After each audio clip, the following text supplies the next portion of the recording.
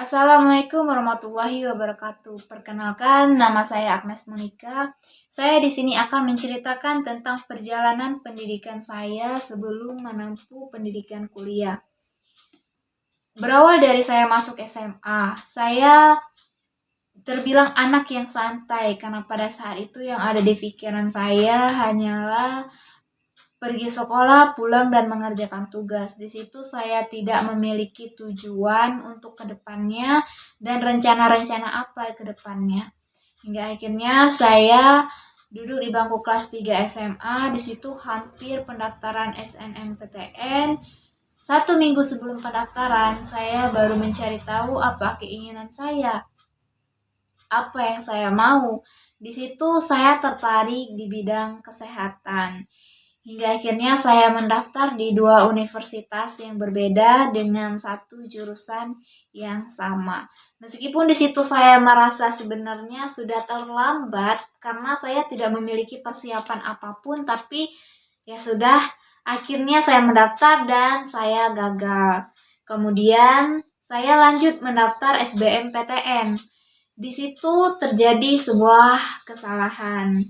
Saya mendaftar tempat untuk tes UTBK-nya itu di luar pulau tempat saya tinggal.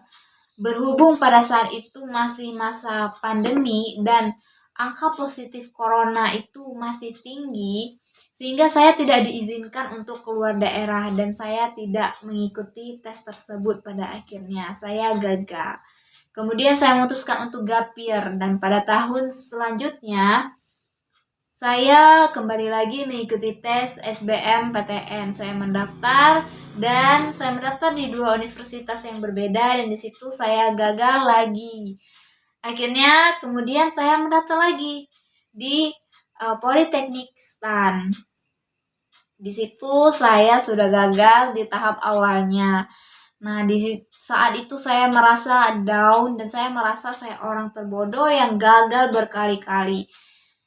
Namun di situ orang tua saya menyemangati, ayo kamu masih mau sekolah nggak? Ayo bangkit. Akhirnya setelah 1 minggu kemudian, saya memutuskan untuk tetap saya harus kuliah gitu kan. Akhirnya saya mencari tahu universitas swasta dan akhirnya saya mendaftar di Universitas Ahmad Dahlan. Alhamdulillahnya saya diterima dengan jalur PMDK rapor.